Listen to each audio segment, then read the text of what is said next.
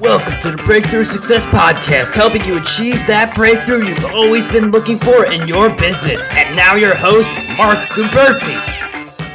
Hello and welcome. I'm your host, Mark Guberti, and this is the podcast for marketers and small business owners who are looking for the breakthrough for their businesses. I'm very excited about this show. We are going to talk about the Go Giver Way with our guest, Bob Burg. Bob has sold over 500,000 copies of his book, The Go Giver, which provides valuable insights on how to become successful by following the unconventional method of giving. He's spoken in front of audiences ranging from 50 people to 16,000 people and has shared the stage with today's thought leaders, Olympic athletes, and a former U.S. president. With all this in mind, we've got quite the episode in store for you. It is my pleasure to welcome Bob to the show. Hi, Mark. Great to be with you. It's a pleasure to have you, Bob. And when I interview experts, I always like to start off with asking them what got them into their particular field, because I like to know like the why, the mentality that got you going. So how did you come across the Go Giver Way? Well, I began as a broadcaster, first in radio and then television. I was the late night news guy for a local ABC affiliate in Midwest U.S., and I wasn't particularly good at it, and discovered I really did not have a really deep desire to do that. And I kind of graduated into sales. The challenge for me was that I knew nothing about sales, and we didn't really have any training where I first started.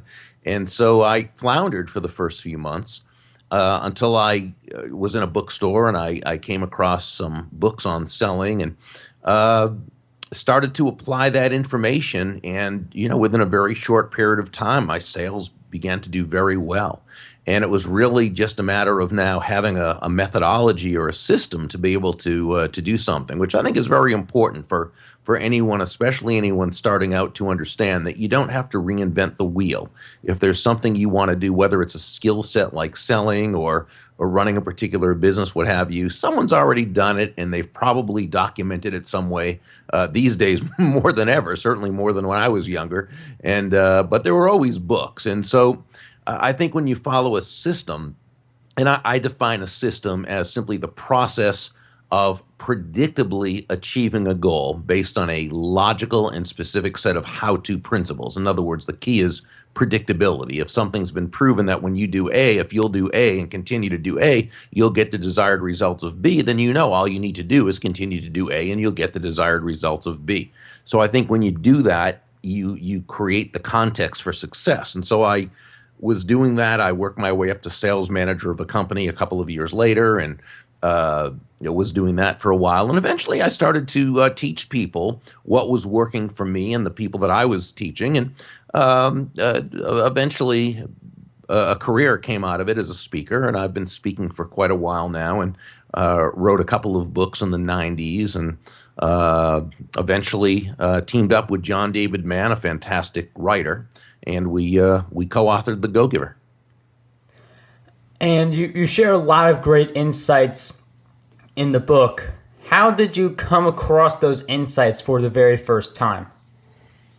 Well, I was very fortunate in that I grew up as the child of really great parents and people who I would say live their lives as go-givers, even though that's not the wording or the terminology that would be used. But they were always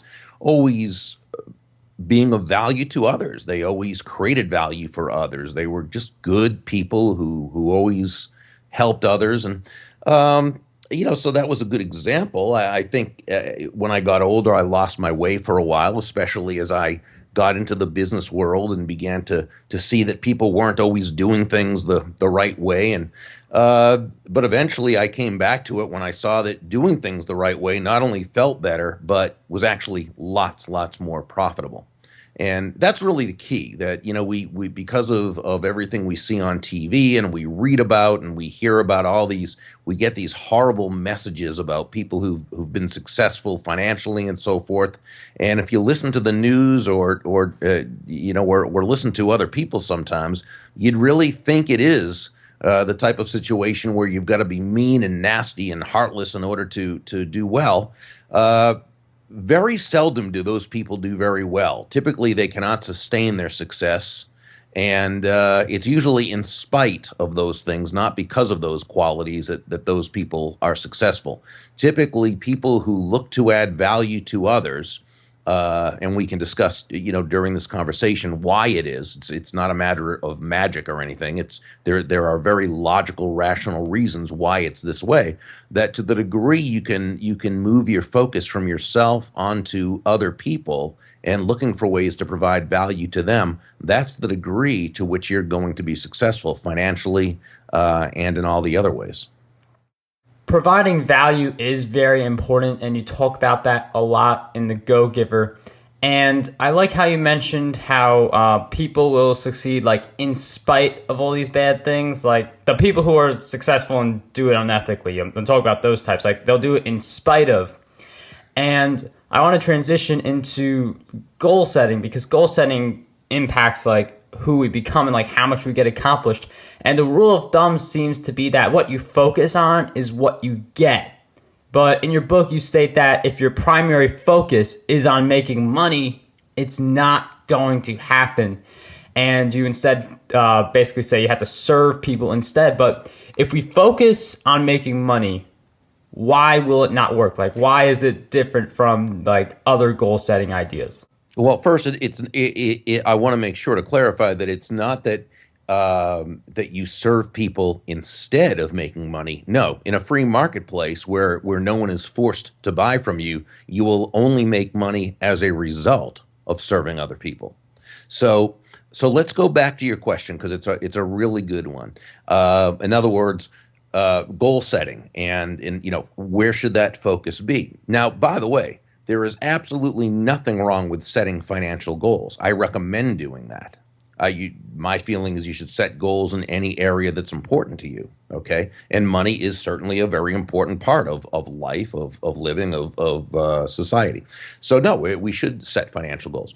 What we said is that the focus, the main focus, if it's on making money, the chances are you're not going to be as successful financially. And here's the reason. Again, let's go back to what we call the free market, okay? And in this country, we don't necessarily have a totally free market, but it's close. It's close enough. Most of us will operate in a free market base. In other words, no one has to buy from us, okay? So, and I'll often say this when I speak at a sales conference. I'll ask the audience, how many of you by hands would agree with the following statement? Nobody's going to buy from you because you have a quota to meet. And everybody puts up their hands and we all laugh because we know, of course, no one's going to buy from us because we have a quota. They don't care about our quota, and nor should they. They're not going to buy from you because you need the money, and they're not going to buy from you even though you're a really, really nice person who believes in your product. Not at all. They're going to buy from you only because they believe that they will be better off by doing so than by not doing so. That's the only reason they're going to buy from you. And again, it's the only reason they should buy from you. And what's great about that is it makes the entrepreneur or the salesperson put their focus on the right place, and that's the other person. See, if you go into a presentation with someone, okay, and you are focused on the money, they're going to know that. They're going to be able to sense that consciously or unconsciously. And they're going to be much less likely to want to do business with you. But if you go in there with the sole purpose of providing value to their lives in the way they see it as being of value, and by the way, that's what selling is, by the way. Selling, by definition, is simply discovering what the other person wants, needs, or desires and helping them to get it through your product or service. But that's only the result of your focusing on them. And this is why we say that money is simply an echo of value. It's the thunder, if you will, to value's lightning, which means nothing more than that the focus must be on providing value to them. The value comes first, and the money you receive is simply a very natural and direct result of the value you've provided. And that's why when your focus is on the money, you're going to make less of it because no one's in it. No one's buying from you because you want the money. When you focus on them, that's when they're going to feel good about you, they're going to like you, they're going to trust you, they're going to feel comfortable with you, and the chances are much better they're going to buy from you. I absolutely loved your definition of selling, because it's not about money when you define selling in that way. I mean, you want to make money, of course, but absolutely, it's more about providing value to the person who you are serving. And providing a great experience is one of the ways that you can provide value to a customer. So people, in part, will buy for the experience and not just for the actual product. So how do you suggest we create a better experience for our customers so that we keep more of our customers while attracting potential customers? Well, the value-based experience really is everything. It's the big separator, and here's why. Technology has leveled off the playing field. I mean, these days, most services and most products are basically equal. They work, they're good, they're going to serve that person doing what they're supposed to do, okay? And so because of this, there's not much of a natural differentiation just by the product or service itself. And when a prospective customer sees no real difference in a product or a service, and there's 3 or 4 or 5 or 6 people trying to sell them that product or service, it's always going to come down to who has the lowest price. And unless your last name is Walmart, trying to make low price your unique selling proposition is not a productive, it's not a fun, it's certainly not a profitable way to do business. So it's imperative that you're able to separate yourself, or as my colleague Scott McCain would say, distinguish yourself in the marketplace. And there are many ways to do that. That has nothing to do with your product or service, but everything to do with the experience. There are probably dozens, if not hundreds, of ways, but they all tend to come down to 5 what we call elements of value. And those elements of value are excellence, consistency, attention, empathy, and appreciation. And to the degree that you can communicate one or more, hopefully all 5 of those at every single touch point within a transaction, that's the degree that you're going to distinguish yourself, separate yourself, and take price out of the equation. Remember, when you sell on low price, you're a commodity. When you sell on high value, you're a resource. I absolutely love that this discussion we just had on high price, because people, they're a little skeptical, shy of raising the price really high, but you have to do that because not only does it create a better experience as long as you provide that experience, but you also make customers take it more seriously. I mean, I know that I've got some training courses for $10. I've gotten more expensive training courses. I'm more invested with my time, attention, and energy in the expensive ones than for the ones that just cost like $5 or $10. So that definitely makes a lot of sense in charging a higher price for your product for revenue for you, but also for serving the customer. Yeah, and remember, the key is that you want to give more in value than what you take in payment. And I know that sounds confusing when you first hear it, but it's understanding the difference between price and value, because price is a dollar figure. It's a dollar amount, and it's finite. Value is literally defined as the relative worth or desirability of a thing, of something, to the end user or beholder. In other words, what is it about this thing, this product, service, concept, idea, what have you, that brings so much worth to this person that they will willingly exchange their money for it and feel great about it while you make a very healthy profit. And it would be sort of, let's say you have and I know you do a lot of internet marketing, social media, you do also, and let's say you have a client and you're charging them X amount of dollars to show them how to master social media, and whatever it is you charge, but what they get out of it is the ability to generate lots more income than what they paid you to learn how to do it. They've received more in value from you than what they paid you, so they feel wonderful about it, while you, of course, made a very healthy profit for your services. There are some people listening to this episode right now who they're thinking along the lines of dog eat dog in a sea of competitive strife. And with this thinking, people focus more on the money and less on the value, and they're looking all around them to see how to stand out from the crowd versus being remarkable.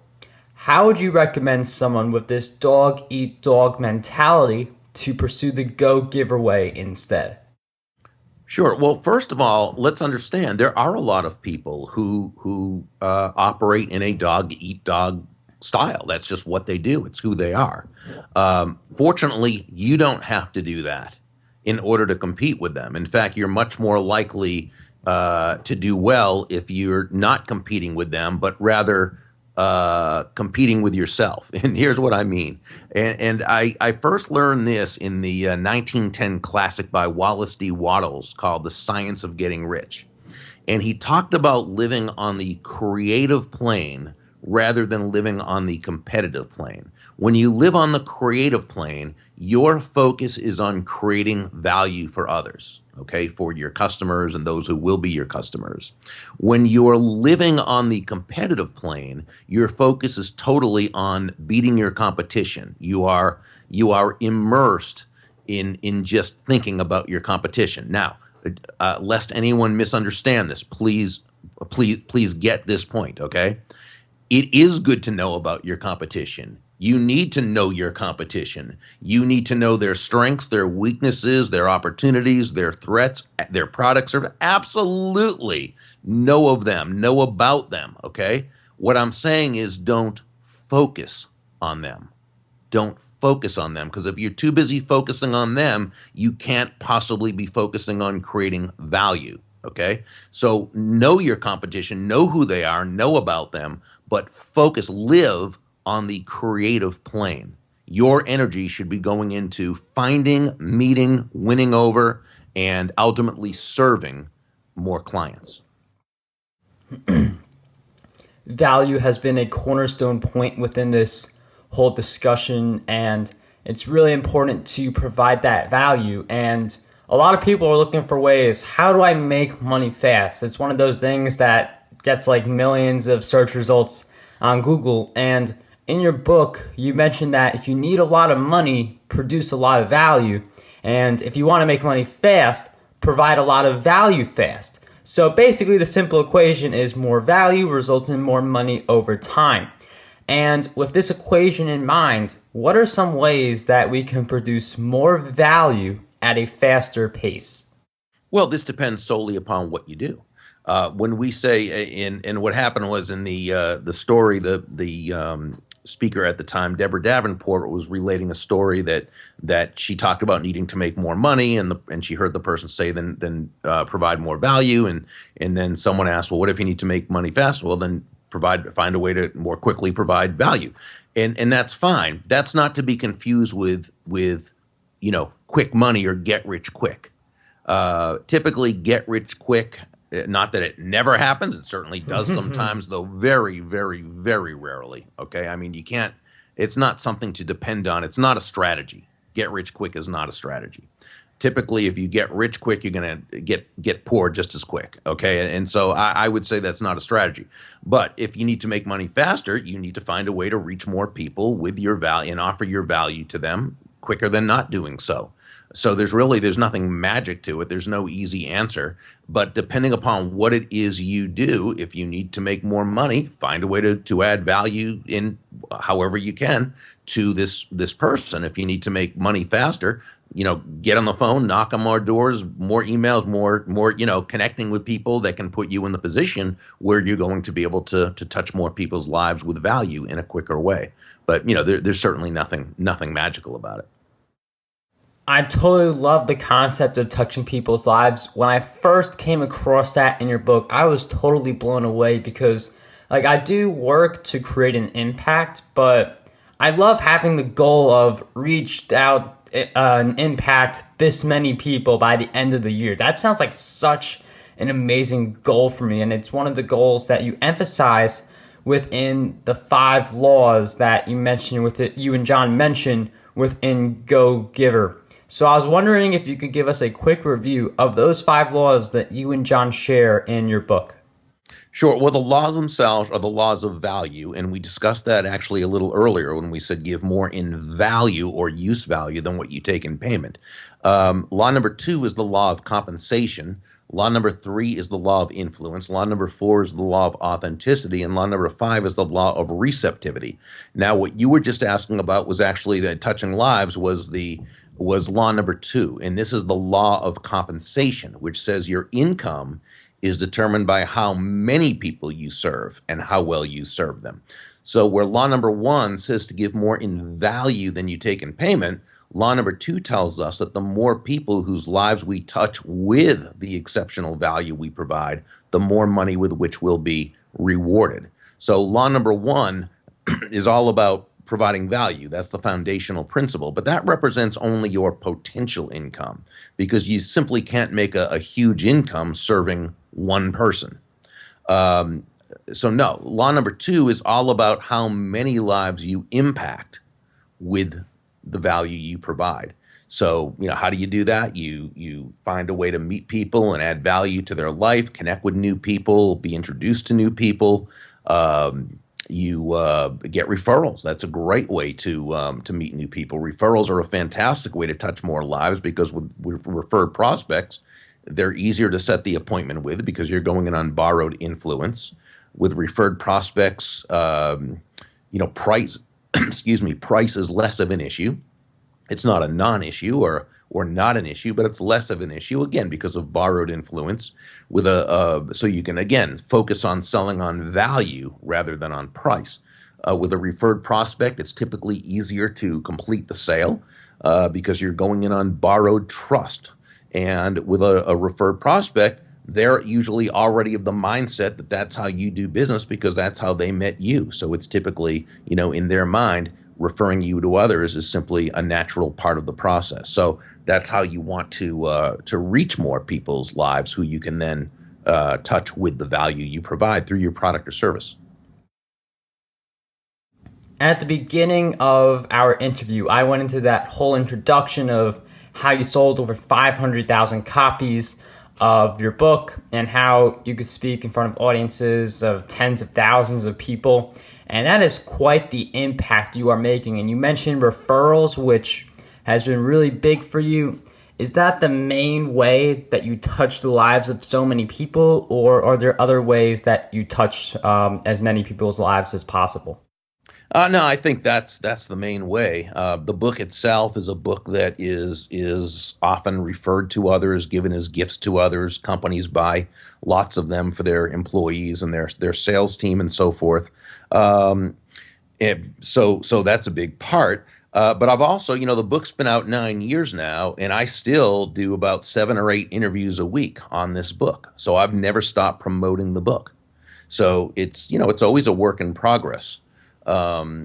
So between, speaking, between my podcast and my blog and I have a fairly big presence on the various social media, and so forth. Yeah, there's we get the word, we continue to get the word out there. That is very impressive to do 7 to 8 interviews every week and then do the rest of your business. I mean, I feel like it's doable, but just to hear that and since I'm not doing it yet, I really appreciate you spending the time and interacting with all these different podcast hosts. Oh, thank you. It's my pleasure. So that is quite the skill to do. Basically what you're telling me is an interview every single day on average. And that is quite the habit that helps you to basically expand your reach. And I was wondering, what are some of the other daily habits that you use to live the go-giver lifestyle?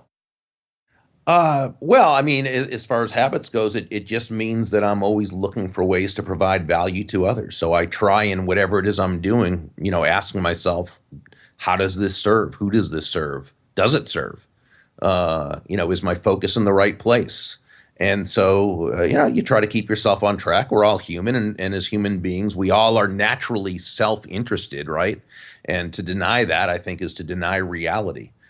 Sometimes I think what we have to do is rather than forego our self-interest, which would be impossible and totally unnatural, I think we need to willingly suspend our self-interest and just kind of to ask, how can we be of service? How can we be of value to others?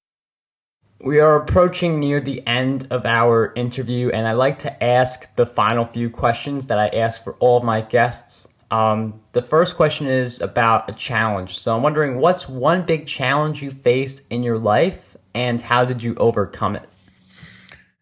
Well, I grew up having, and I didn't even know this till I was in my mid-20s, but I grew up having OCD, obsessive compulsive disorder, which is, and I've had it all my life, and I still have it, and which is different from, when you hear people say, "Oh, I'm so OCD about this." That's a totally incorrect use of the word.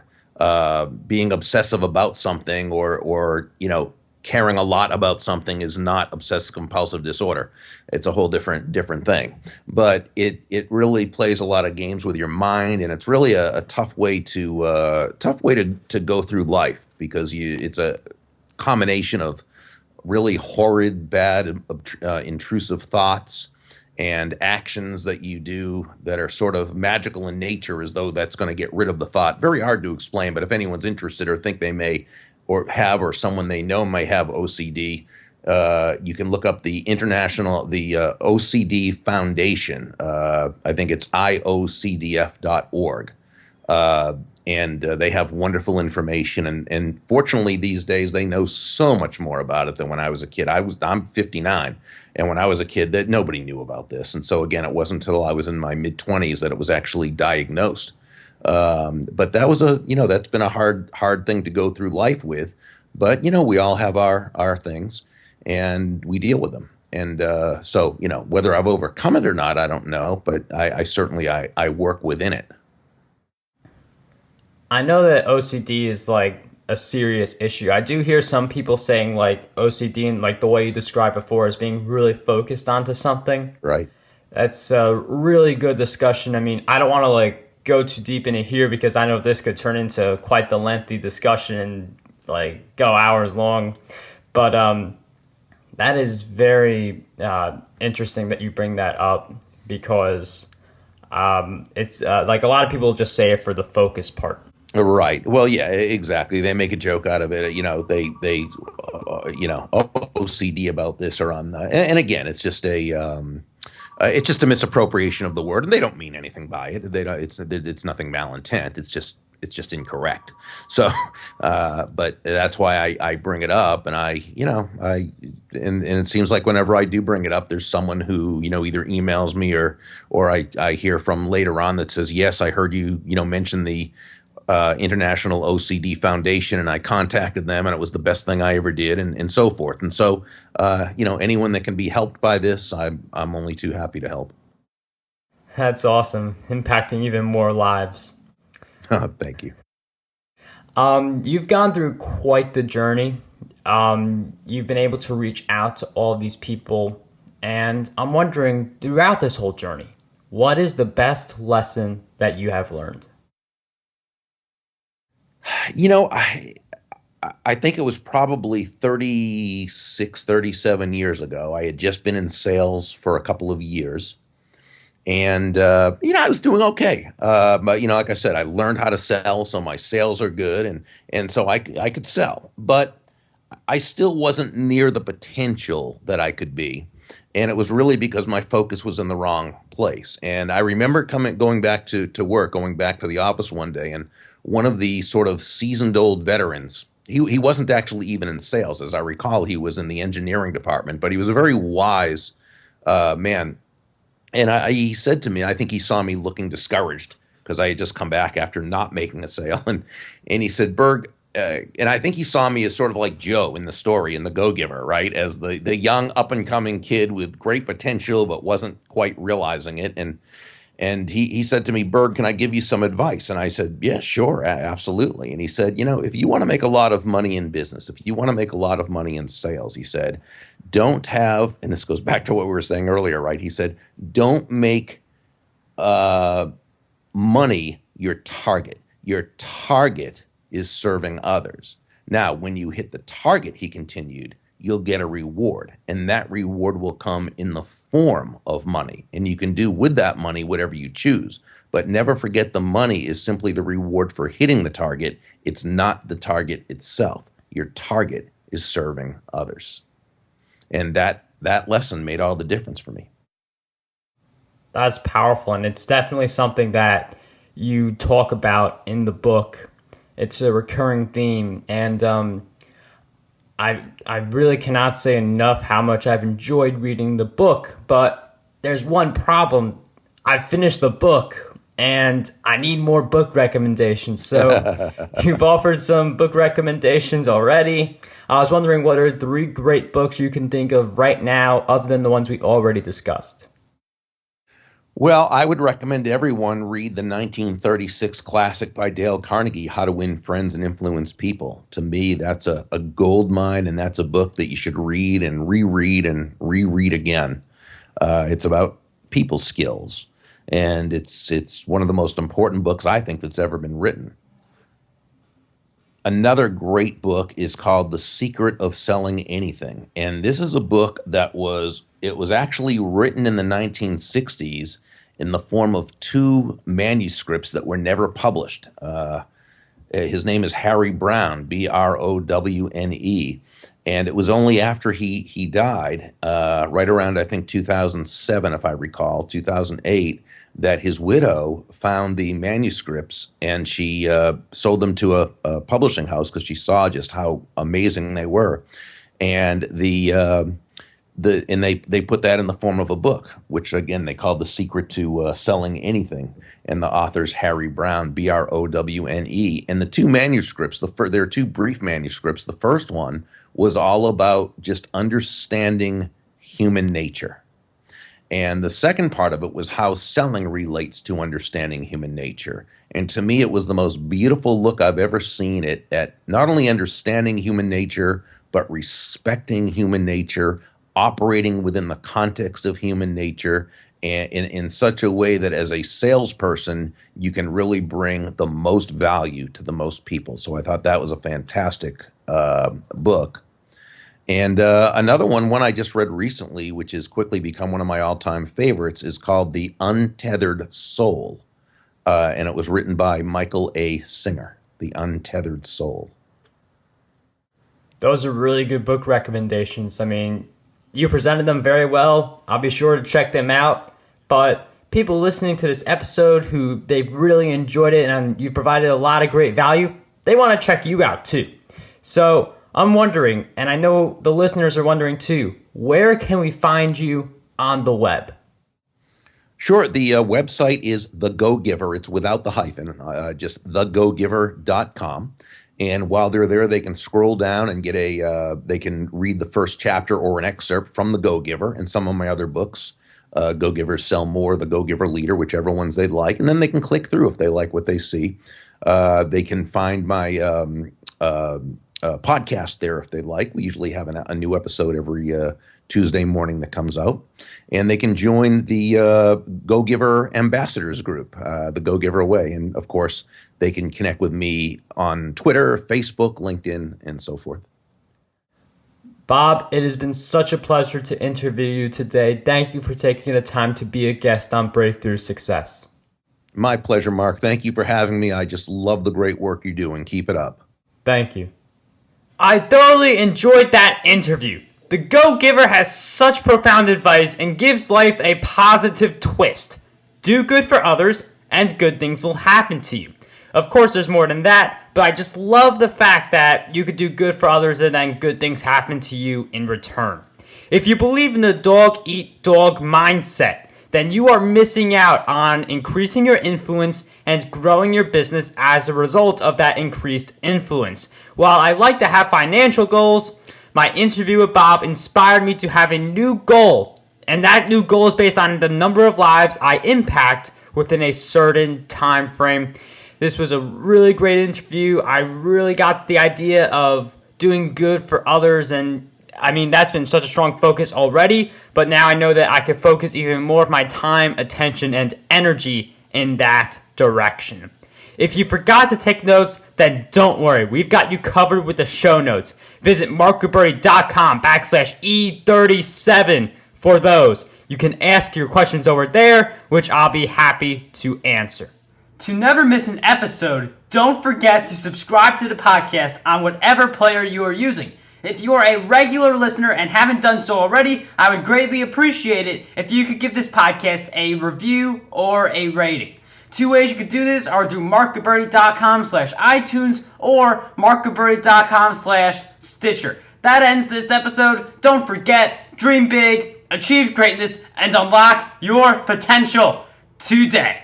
How does over 100 retweets per day sound to you? My free ebook, 27 Ways to Get More Retweets on Twitter, has you covered. I use the methods within this ebook to get over 10,000 retweets every single quarter. To learn more and get access to this free resource, visit markgabberty.com/retweet. This podcast is a production done by Mark Gabberty. For more insights, head on over to markgabberty.com.